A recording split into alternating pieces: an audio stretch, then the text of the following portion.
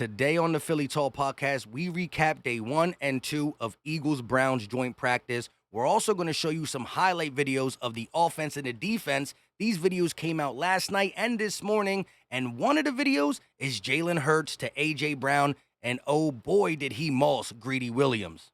This is Philly Talk with Philly Mike. Talking sixes in the bird gang, that's our life. Competition, we ain't scared, yeah, that's what we like.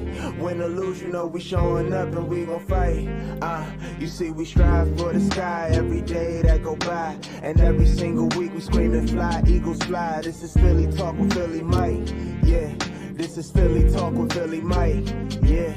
What is going on, everybody? I go by Philly Mike, and this is the Philly Tall Podcast, and today we got so much to get into, but before we do that, Eagle Nation, continue to show all the love you've been and hit that like button for your boy. Subscribe if you are new, and ding that bell so you know when we drop these videos or go live, which tomorrow at 1 o'clock, Eagles-Browns preseason, we will be live for the play-by-play, and it's just one step closer to an amazing season for the Philadelphia Eagles. Hey, also, click the link in the description or the pinned comment because we got an app called Chalkboard and we chop it up Eagle Talk 24/7. Over 80 plus people in there already. I'm working to get it for Android. Right now it's only for iPhone users. If you got an iPhone, click the link. It's free. We talk Eagles 24/7. Now, I want to get into Thomas R. Peterson, notable reports from practice because he hit it on the head. These are my thoughts exactly, but I want to show you the highlights first. And the first one is Jalen Hurts to A.J. Brown in the back of the end zone.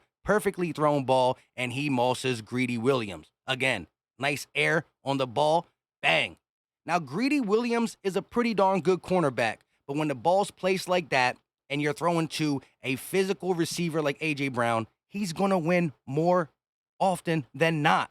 I mean, it is what it is. And I said on Twitter that this play will be used all throughout this season. It's not just going to be a practice play. We're going to run the ball inside the 20, but we're also going to lob it up to A.J. Brown and let him beat one-on-one coverage for sure. Now, let's flip it over to the defensive side. Darius Slay, one-on-one with Amari Cooper. This is one of the plays where we don't play zone, we play man, and Cooper did get him a couple times, or at least once, in camp. It was inside the 10. Slay bit on it for the simple fact that he thought he had a safety over the top, and I do believe they were playing zone. But look, man coverage, listen, his catch-up speed is great.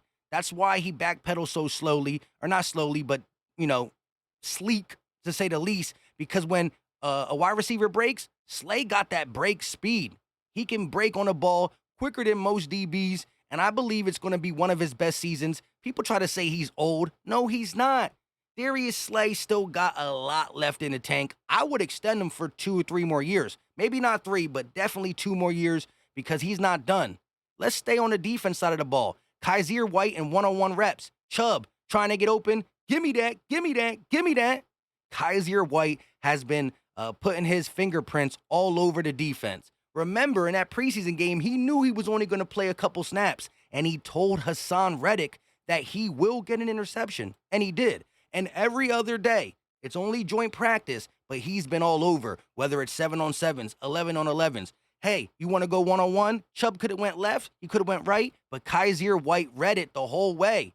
Chubb's not the best receiver at the running back position, but Kaiser White's not having it. He going to be locking up tight ends and running backs out the backfield. One more time for my guy, Kaiser White, rocking that 43. I still remember when Sproles wore it. Speaking of Hassan Reddick, look at him. I need double-digit sacks from him. And look, one-on-one drills, man, does he blow by the tackle. I don't know if that's the left tackle, the right tackle, but he just blows right by him. And I can't wait for the combination of BG, Hassan Reddick, Josh Sweat, and yes, Derek Barnett, although we were pissed about signing him back, I think with less snaps are going to do wonders for him production-wise. Last year, he played a lot of snaps and only got 2 sacks. He might have 2 sacks in half the snaps he played. The defensive line, after being 31st in sacks, they got a ways to go, but I believe they got the talent. Fletch has been pretty big at camp, too, having a lot of tackles for losses. Jordan Davis is just a man amongst boys. Hargrave hasn't practiced, but he'll be in there, too. I just think you could do so much with Hassan Reddick. And we tried to use Jannard Avery in that role last year. Reddick was born to be in Philly and born to play that role for sure. And last but not least, let's go back to offense, Devontae Smith. Day 1 in Cleveland, it was Devontae Smith day. Day 2 was A.J. Brown. Look at this. A lot of people don't understand that he can get yak too. And if you blink, Devontae Smith is gone. He gets noticed for his route running and his hands, but he got speed.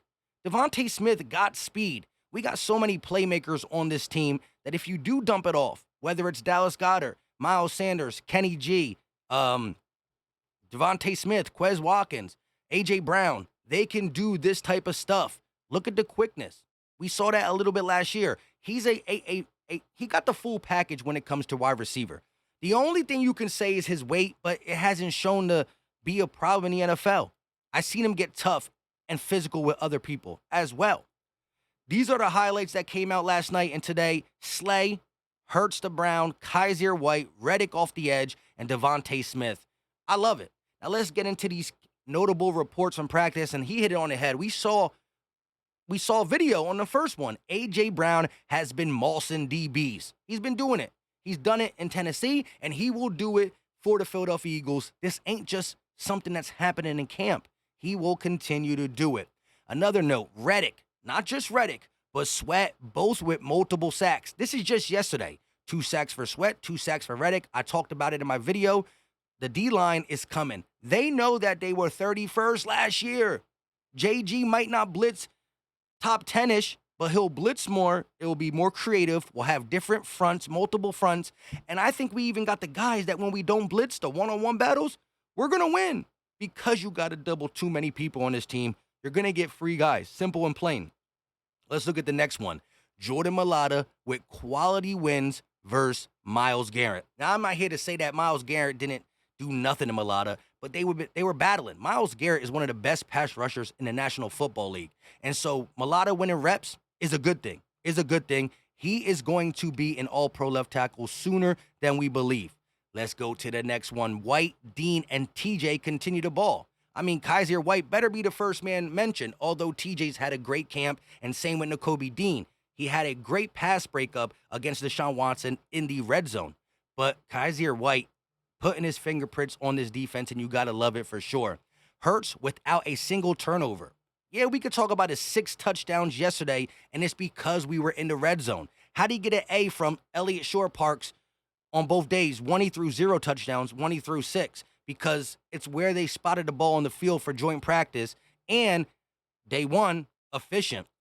Day 2, he didn't have as many completions as you would want, but he finishes drives. And that's what we know about Jalen Hurts. He's a finisher. Mortal Kombat, finish him. That's what he does. Another keynote is the Browns DBs. For however good they are, they can't cover Smitty. They just can't cover him. He's been a thorn in their side. Their coaching staff is speaking highly of Devontae Smith, and I can't wait to see it put in action. You got the physical guy, and you got the guy who can they're both just great, and they're going to complement each other so well. And then you throw a guy like Goddard and Quez in there, and pick your poison. Pick your poison. And last but not least, we can't forget about Dallas Goedert, who just makes all kinds of plays. I co-sign everything that Thomas R. Peterson said here. Go give him a follow on Twitter. Follow your boy as well. Let me know your thoughts in the comment section.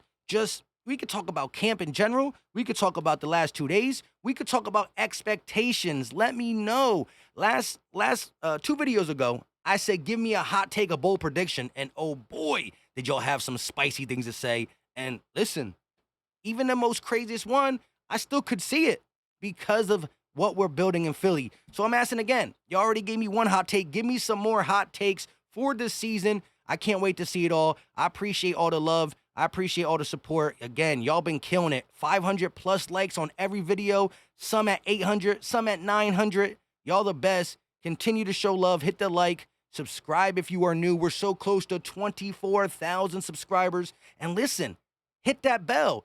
Even if you know you have the bell hit, check again, because YouTube is crazy.